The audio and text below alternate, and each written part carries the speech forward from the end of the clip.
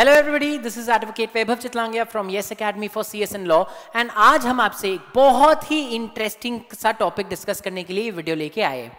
आप जितने भी लोग ऐसे जो लोग लॉ में करियर बनाने का सोच रहे हैं, जो आगे जाके लॉ करने का सोच रहे हैं, लॉयर बनने का सोच रहे हैं, आप सब लोग ने बहुत जगह ये चीज़ ज़रूर सुना होगा कि लॉ करने के बाद बहुत सारे करियर ऑप्शंस खुल जाते हैं। लॉ करने के बाद आप बहुत सारी चीज़ें कर सकते हो, जैसे कि litigation, law firm, company, judicial services etcetera etcetera. But आप लोगों को क्या डिटेल में इन चीज़ों के बारे में पता है? आज लिटिगेशन के कुछ फायदे हैं तो उसके कुछ नुकसान भी है। आज लॉ फर्म में अगर आप जाने का सोच रहे हो तो आपको कुछ चीज़ रेडी करके रखनी पड़ती है। There are certain things that you need to do when you are in a law school so that आप एक पर्टिकुलर करियर ऑप्शन कर सकते हो। तो हम लोगों ने सोचा कि अगर बच्चों के लिए ये इतना क्रूशियल पॉइंट ऑफ क्वेश्चन है तो we should come up with something जो आपको ये डिसाइड करने में हेल्प करेगा कि इतने सारे ऑप्शंस में से आपके लिए सबसे सही ऑप्शन कौन है। एंड इसीलिए we are presenting this series for you guys, जहां पे we are gonna talk about all the different options in career that you have for as a law student. Of course यहाँ पे हम लोग जितने भी वीडियोस बनाने वाले हैं वो सारे वीडियोस काफी डिटेल्ड होंगे। आपको क्या करियर ऑप्शन है, उस करियर ऑप्शंस के प्रोस क्या है, कॉन्स क्या है, वो करियर ऑप्शन में जाने के लिए आपको लॉ स्कूल के दौरान क्या क्या करना चाहिए, all these things we are gonna tell you guys in these videos. कितने ऐसे वीडियोस आने वाले, ये पूरा एक सीरीज चलने वाला है जिसमें अराउंड 20 वीडियोस आएंगे एंड उन 20 वीडियोस में हम लोग पूरा डिस्कस करने वाला about 20 different career options that you can have as a lawyer. तो बिना किसी डीले के स्टार्ट करते हैं अपना ये video series with the first career option that we are gonna discuss today and that is that of litigation. Now litigation होता क्या है पहले ये समझते हैं। लिटिगेशन मतलब वो करियर, वो लॉयर जो आपने पूरे सिनेमा में, इंडियन सिनेमा, इंडियन टीवीज में जाके देखा है। एक ब्लैक कोट पहनने के बाद जब आप एक जज के सामने एक कोर्ट ऑफ लॉ में आर्ग्यू करते हो तो उस पूरे प्रोसेस को लिटिगेशन बोला जाता है। एज अ लॉयर जब भी हम आप किसी को जाके ये बात बोलते हैं कि मैं लॉयर या मैं एक लॉ स्टूडेंट हूं, सबसे पहले लोगों के दिमाग में यही आता है कि अच्छा मतलब ये लिटिगेशन वाला लॉयर होगा, ब्लैक कोट पहन के कोर्ट में जाके लोगों के सामने आर्ग्यू करता होगा। सब लॉयर्स वो नहीं करते, बट काफी सारे लॉयर्स इस फील्ड में जाते हैं एंड इस फील्ड का नाम होता है लिटिगेशन। नाउ लिटिगेशन में अगर आप आगे जाने का सोच रहे हो तो there are certain things that you have to keep in mind. Litigation के बहुत सारे बेनिफिट्स होते हैं बट उसमें कुछ ऐसी चीजें भी है जो थोड़े से ड्रॉबैक्स जैसे साउंड कर सकते हैं। सो आइए डिस्कस करते हैं कि लिटिगेशन जो आपका करियर ऑप्शन है, जहां पे आप कोर्ट के सामने जाके लोगों के साथ आर्ग्यू करते हो, अपना केस प्रेजेंट करते हो, इनमें क्या प्रोज एंड क्या कॉन्स है। तो लिटिगेशन का सबसे बड़ा प्रो, सबसे ज्यादा इंपॉर्टेंट फैक्टर जो आपको ध्यान में रखना है वो है दैट ऑफ रिकॉग्निशन। अगर आप एक लिटिगेशन लॉयर बनते हो तो आपको अपने काम के लिए ड्यू रिकॉग्निशन मिलता है।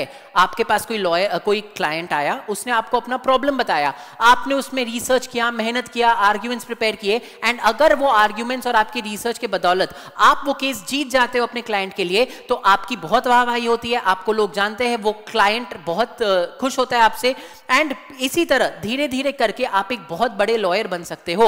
आज जितने भी बड़े नेम्स है लॉयर्स के जो आप जानते हो, जैसे कि कपिल सिब्बल या गीता लूथरा या राम जेठमलानी थे, ये सारे लिटिगेशन वाले लॉयर्स थे बिकॉज ये लोग कोर्ट में जाके केसेस को प्रेजेंट करते थे।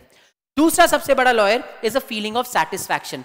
खुद की मेहनत करने पे खुद का जब रिकॉग्निशन मिलता है, मेरे अपने क्लाइंट्स मेरी मेहनत की वजह से अगर मेरे आर्ग्यूमेंट्स की वजह से अगर उनके फेवर में ऑर्डर आ जाता है तो वो फीलिंग ऑफ सेटिस्फैक्शन आपको केवल लिटिगेशन दे सकता है। आप पूरे दुनिया में किसी भी उसमें चले जाओ, एक इंसान के लाइफ में डिफरेंस लाने का चांस या तो एक डॉक्टर को मिलता है या फिर एक लॉयर को मिलता है। कौन सा लॉयर? जो लिटिगेशन में गया हो। तो अगर आप चाहते हो कि मुझे एक सेंस ऑफ सेटिस्फैक्शन चाहिए, I want people to I want my मेहनत to come out, मेरे को ऐसा लगना चाहिए कि मेरा मेहनत रिकॉग्नाइज किया जा रहा है, मेरे मेहनत की वजह से किसी का भला हुआ है, then litigation will give you that.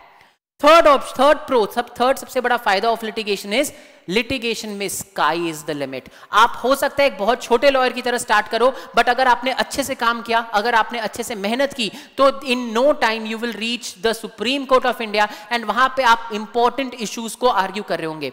आप सबको पता होगा एक दिन का ये बड़े लॉयर्स, राम जेठमलानी हो गए, हरीश साल्वे हो गए, गीता लूथरा हो गई, they take loads of money for even one hearing. तो आप जितने बड़े लिटिगेशन लॉयर बनते हो उतना ज्यादा आप पैसा कमा सकते हो, कोई लिमिट ही नहीं बचता है लिटिगेशन में जाने के बाद कि आप किस लेवल पे जाके पैसा कमा सकते हो। सो पैसे के टर्म्स में स्काई इज द लिमिट, आप कितना भी अंधाधुंध पैसा कमा सकते हो। रिकॉग्निशन के टर्म में Ram Jethmalani was a litigation lawyer, उनके फिनिश, उनके काम के वजह से उनको इंडिया का लॉ मिनिस्टर बना दिया गया था।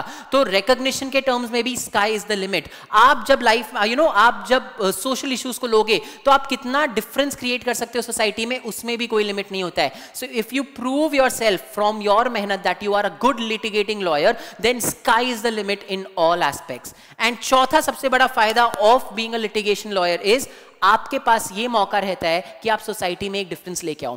चाहे वो सेक्शन 377 का डीक्रिमिनलाइजेशन हुआ हो, या अडल्ट्री को रीड डाउन किया गया हो, या ट्रिपल तलाक केस हो, इन सारे केसेस में कौन थे वो लोग जिन्होंने कोर्ट के सामने आर्ग्यू किया था?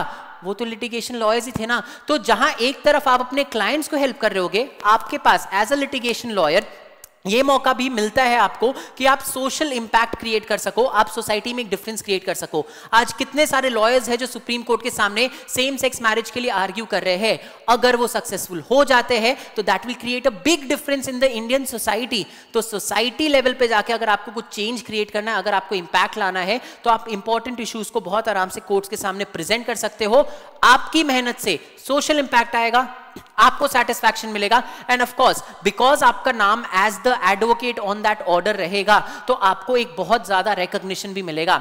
एडवोकेट्स लाइक एडवोकेट काटजू या advocate Guruswamy, these people became famous after the 377 judgement, जब उनकी मेहनत के वजह से homosexuality was decriminalised in India. So you never know, आप एक तरफ सोशल इंपैक्ट करोगे एंड उसके कई सारे बेनिफिट्स आपको मिल सकते हैं। So these are certain pros, certain फायदे जो एक लिटिगेशन लॉयर को मिलता है। However, of course, कोई चीज जो इतना सुंदर दिखता है उसमें थोड़े से कॉन्स भी होते हैं। So come let's discuss the cons of litigation as a career option for law. सबसे बड़ा एंड सबसे मेजर कॉन है जेस्टेशन पीरियड। आप अगर ऐसा अज्यूम करोगे, इमेजिन करके चलोगे कि निकलते के साथ कॉलेज से आप एक बहुत बड़े लॉयर बन जाओगे, तो वैसा नहीं हो सकता।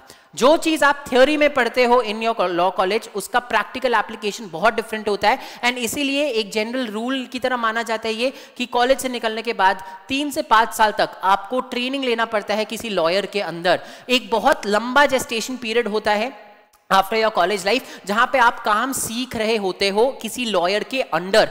तो वो जेस्टेशन पीरियड कई कबार लोगों को थोड़ा सा एक बैकस्टेप लेने पे मजबूर कर देता है when they think of going into litigation. Second thing is of course, अगर आपका जेस्टेशन पीरियड है, अगर आप इनिशियल कुछ ईयर्स में काम सीख रहे हो, तो उस समय आप इनकम भी बहुत ज्यादा एक्सपेक्ट नहीं कर सकते हो। एक लिटिगेशन लॉयर के लिए आज के दिन में इंडिया में 5 से 20 हजार तक का सैलरी कुछ आप एक्सपेक्ट कर सकते हो for the initial few years. Now वैसे लोग जिनको फैमिली में फाइनेंशियल इश्यूज है, या जिनकी फैमिली उनको कॉलेज के बाद सपोर्ट नहीं कर सकती, litigation becomes a big problem, because आपको इनिशियल फ्यू ईयर्स में आप you don't earn a lot of money, you are as good as a trainee, and आप जब किसी लॉयर के अंडर काम कर रहे हो तो आपको बहुत ज्यादा पैसा नहीं मिलता है। तो इनिशियल स्टेजेस में कम पैसे के वजह से भी थोड़ा सा इसमें प्रॉब्लम आ सकता है। Third is litigation is not only about आपको क्लाइंट आ गए तो आप बैठ के रिसर्च करो और जाके कोर्ट में प्रेजेंट कर दो। अगर आप रियल वर्ल्ड में जाओगे तो बहुत भागा दौड़ी भी करनी पड़ती है। There is a lot of physical labour that is also involve. एक कोर्ट रूम से दूसरे कोर्ट रूम, एक कोर्ट से दूसरा कोर्ट, फोटोकॉपियर से ऑफिस, ऑफिस से एक रजिस्ट्रार के पास, तो आपको बहुत जगह फिजिकली दौड़ भाग करना पड़ेगा।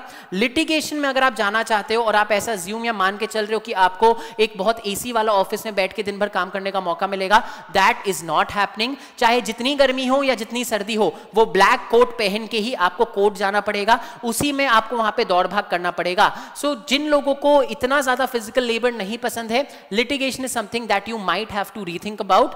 And the last of course is the problem faced by first generation lawyers.